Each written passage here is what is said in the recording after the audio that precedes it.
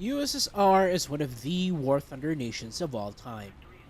War Thunder being a Russian-developed game, it is inevitable that USSR would be accused of the ye-old Russian bias accusations, whether it be in jest or in some cases seriously. This has been around for as long as I've been playing War Thunder, be it from the T-34's Almighty Drivers hatch of 2015, the IT-1 of 2016, the IS-6 of 2017, the Mi-35M of 2018, the Ka-50 of 2019, the MiG-21 BIS and T-72AV Terms T of 2020, the T-80BVM of 2021, and the 2S-38 of 2022. This year, the new object of Russian bias is the Pantsir S1.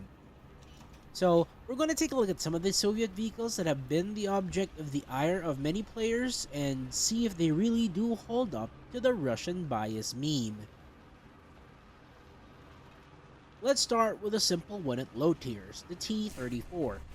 The T-34 is perhaps the oldest Russian bias vehicle in the list because, well, it's one of the first vehicles to be added. There are many facets to the Russian bias in the T-34, such as the BR-350B APC BCHE shell, its sloped armor, and its turrets, but the thing that gets most people is its driver's hatch. From the outset, the driver hatch on the T-34 is modeled as a separate part of the sloped armor from the entire front glacis plate. Because of this, there is a tendency for shells to simply not penetrate through the driver's hatch. Back around 2015, this tendency was very prevalent, especially from Panzer IV players. Now, the driver's hatch still tends to get some people sometimes, but the volumetric update buried that issue with a bigger issue, kind of snuffing a smaller flame with an even bigger flame. The volumetric is a can of worms that I'd not like to open at this moment, but just know that the T-34 in its own right is still a funny tank. But more low-tier additions to the nations and newer nations have given it many counters. The Storm Artillery von 2012-48 and the Breda 501 to name a few. In this idea, special mention is to be made to the KV-1 that used to be nigh impenetrable but has since been nerfed by the shell rework to allow even short 75s to pen the rear of the turret instead of only that small bit at the sides of its turret. With a decent reload and mobility, the Soviet 3.7 lineup is pretty solid with 2 T-34s, 3 if you have the T-34 First Guards Armored Brigade Premium, the KV-1 L11, and paired with an IL-2 or the LaGG 3-34 if you have it. The only lineup that is considerably better is a German 3.7 lineup with up to 4 Panzer IVs, a Dicker Max, the Whirlwind, and the Duck, or the NE-410s. I gotta admit, however, that it's not only the T-34 that suffers from the driver port syndrome. The Tiger 1 also has this to some extent, with the driver port absorbing the entire shell sometimes. The Tiger 2 and the Panthers also have stupidly constructed turret armor layers, and sometimes shells that should pen are just absorbed by a machine gun or gun sight. Sometimes it's absorbed by a hidden layer of armor underneath the front mantlet. The next vehicle we're going to take a look at is not as prevalent because it's near unobtainable in War Thunder, the KV-220. The KV-220 when added was one of the most difficult vehicles to face because of its armor and survivability. The KV-220 felt like a bridge between the KV-85 and the IS-1 because it had substantially better armor than the KV-85, but the IS-1 had better mobility and a better 85mm. The only thing that the KV-220 had going over the IS-1 was the 6 crew members in its tank. This made the KV-220 very survivable when hit and was really annoying to face at that BR range. This tank is a menace, but the low numbers it was used in really mitigated its effects on the matchmaker. The next one on the list is the IS-6. At the time, the IS-6 was the very first vehicle that was universally perceived as Russian bias. When it was added, it was at the 7.0 matchmaker, and its armor layout made it impenetrable from the front with any AP shell unless shot trap. I'm not kidding when I say the IS-6 is the one tank that changed the M46 pattern forever. Because America needed something to fight the IS-6 with, the M348 Heat-Fest shell was added for the M46. Up until that point, only the M47 and newer tanks had Heat-Fest shells. So, thanks to the IS-6, the M46 now has Heat-Fest at 7.0. That used to mean something in 2017, but now with tanks like the Type 62, like the Pantsir M41, and the AML 90, it stopped being special. I must admit though, the IS-6 wasn't a problem for me because I discovered its weakness pretty quick, as seen in this 6-year-old footage. The target has been destroyed!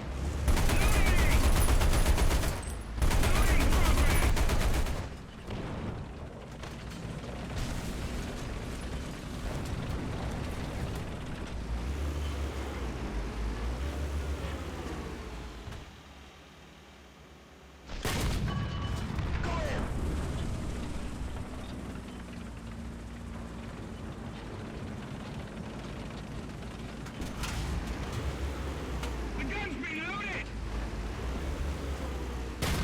Ready!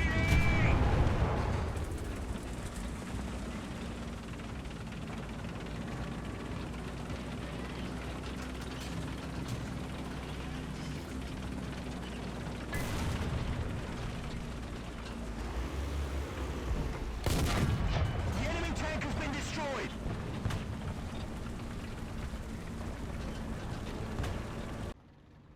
When ATGMs were added, everyone was a bit excited. America got the M551 Sheridan with Saklo Shillelagh missile, Germany got the Raketen Jagdpanzer II with the M-Cross SS-11 missile, and the IT-1 with the Saklos Drakon missile. While the Sheridan performed almost the same as the Drakon, only a bit slower, the problem with the IT-1 was the hull. It had the hull of a T-62, which made it the most protected ATGM carrier in the game at the time. You also couldn't disable the missile by firing at it, and heat was grossly effective during the time of the cheat fest meta. The IT-1 made short work of US and Germany, and Germans were well compensated with the Raketen Jagdpanzer II hot. The British, a new tech tree at the time, also received the swing fire, but it wasn't as difficult to face as the IT-1 since it needed to be fired from a distance as the missiles were pointed at an angle. Nowadays, the IT-1 is still a bit of a menace at 8.3 as the Drakon is still a bit fast, but with tanks like the T-55 AM-1 with the even faster Bastion ATGM, and missile carriers like the Sturm S and IFVs like the BMP-3, BMD-4, and Type 89, it finds itself in comparable company. Helicopters remain to be a very controversial addition until this very day, and it all started with the AH-1Z and the Mi-35M. These were the respective top-tier helicopters for US and USSR. Helicopters remain to be a very controversial addition until this very day, and it all started with the AH-1Z and the Mi-35M. These were the respective top-tier helicopters for US and USSR, and they were very controversial because, like some helicopters in game currently, they were unkillable. These helicopters predated missile SPAA by about 2 updates, and those who had the Mi-35M and AH-1Z could do what the Ka-50s and Mi-28 NMs are doing today and just sit outside SAM range and launch ATGMs. The Mi-35M and AH-1Z were also fitted with Iglas and AIM-9Ls at a time before flares or any countermeasures were added. The Ka-50 is pretty much the same thing but slightly worse because even when SAMs could reach it, it had a proxy fuse that detonates the missile and even other aircraft. Much unlike the Mi-35M, the Ka-50 is purchasable off the shelf as it is a premium attack vehicle. No grinding through helicopter EC required. And the Ka-52 is the ultimate form of the Ka-50, overcoming all of the Ka-50's issues like the optics by incorporating a new thermal imager. Without a doubt, you can definitely claim that the Ka-50 and Ka-52 are some of the best helicopter that War Thunder has ever added, and it contributes to Russia's performance at top tier.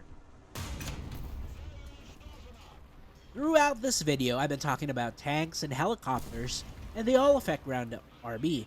As such, it begs the question, is there anything from USSR aircraft that fits the definition of Russian bias? As it turns out, there are a few. The first one on my list is the Yak-38. When this was added in 2020, it was the first purchasable aircraft with R-60 missiles. While they were overshadowed by the also purchasable Harrier GR1 with SRAMs, the R-60s remain a menace of 9.3, where the Harrier GR1 was inevitably thrown to 10.0. In a matchmaker before the A-10 and Su-25, the Yak-38 essentially had 2 free kills with the R-60 when facing stuff like the F-100, T2, MiG-19S, and the like. While it had really good thrust, it was a brick to use as a dogfighter, so the Yak-38 could return to the airfield or just ground pound, and the premium bonuses would take care of the rest. The next one on the list is the Su-25K and the MiG-27K. Not for the same reasons, though, since the MiG-27K has an actual damage model, while the Su-25K just straight up ignores missiles and autocannon hits. The MiG-27K is an upgrade over the MiG-27M by the inclusion of a laser designator that allows use of the laser-guided variants of the KH-25 and KH-29, and is grossly more effective than the MiG-27M because contrast seekers don't work at night. Now that the Pantsir S1 was added, the MiG-27K reigns supreme over other CAS aircraft simply because it's on the same team as the Pantsir S1. The Su-25 also reigns supreme because at 9.7, its only threats are IR-SPAA like the Ocelot, and maybe the occasional proxy fuse shells from Swedish and German IFBs. Because recently Gaijin pushed the early radar missiles, the 10.0 Rolands, up to 10.3, which effectively put them in the top tier matchmaker. Another aircraft that disrupted the meta for a bit was the MiG-21 BIS. Added during New Power, the MiG-21 BIS was the most powerful MiG-21 at the time. While the F-4Es bullied with their AIM-7Es, there was little on F-4E could do once a MiG-21 BIS was on his tail. It also had flares. There wouldn't be chaff yet until the update Strike. A first for the MiG-21 series because the MF and SMT would get their flares in their ECM pod a few updates after Strike. The MiG-21 BIS wouldn't fully overshadow any other USSR aircraft until the addition of the MiG-23 MLD. The MiG-29 is arguably the second best radar missile aircraft right now.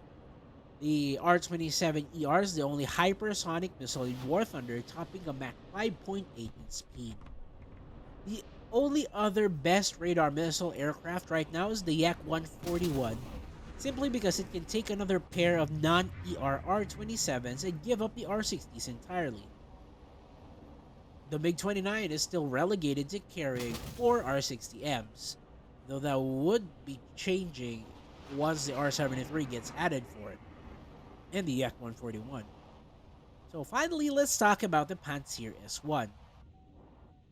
The 20-kilometer range is certainly the farthest any surface-to-air missile in War Thunder is capable of currently. But is the range really the problem? Not exactly. Long-range surface-to-air missiles have always been avoidable by merely flying above the radar azimuth, while notching it. The new issue the Pantsir brings is that it solves an issue for USSR alone. But the issues in ground RB that USSR causes is simply not addressed. Sure, close air support aircraft from other nations are stifled, but what about the Ka-50 or the MiG-27K? They also contribute a huge chunk of the problems in ground RB, however only the rest are given a focus. From this perspective, it's not hard to see some parity towards Soviet vehicles, or some would say Russian bias. Instead, however, the Tor M1 was copy-pasted onto the Soviet tree as it was intended when added for China, this whole problem could have been shelved for another day. Now, let's talk about vehicles that are meh or average on paper, but are artificially buffed by the mechanics that are in place in War Thunder. These include the T-80BBM, T-72B3, and T-80U. Theoretically, other tanks should make mincemeat out of them.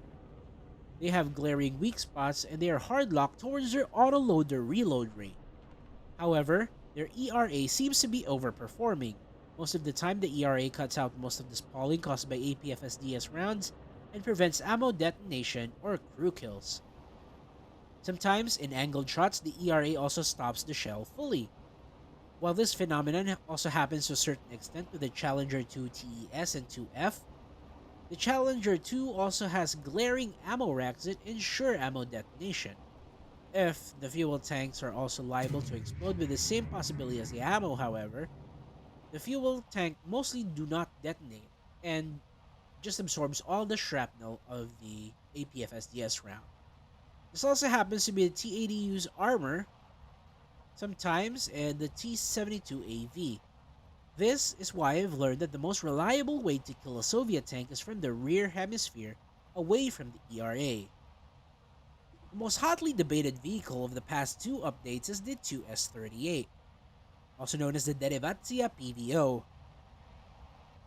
57mm autocannon, unmanned turret, proximity fuse shells.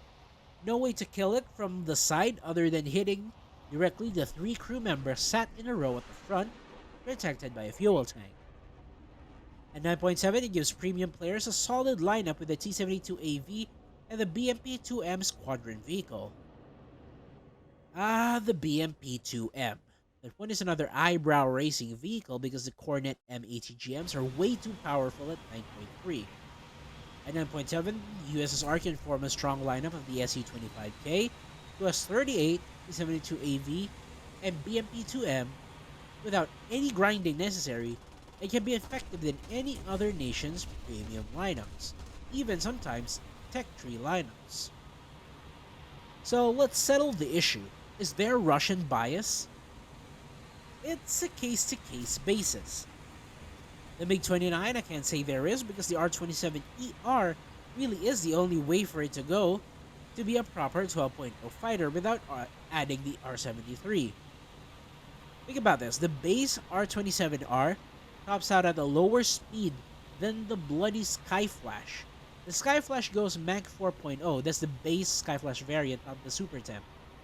The R-27R tops out at Mach 3.5. So, in a way, the R-27ER was the only logical step for the MiG-29 to go without adding the R-73.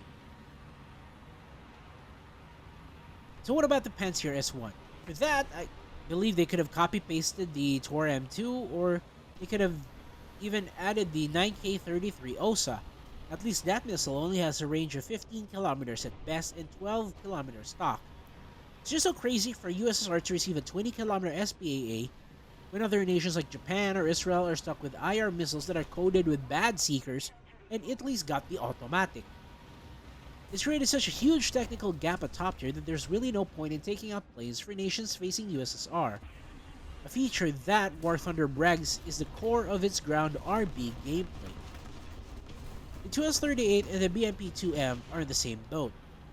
The Strids 4.9040 bill is 10.0, but these two are 9.7 and 9.3.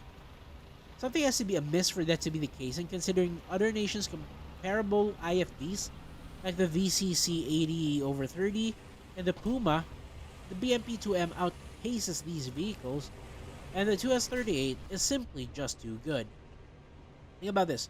The 9040 bill has a 25-round magazine.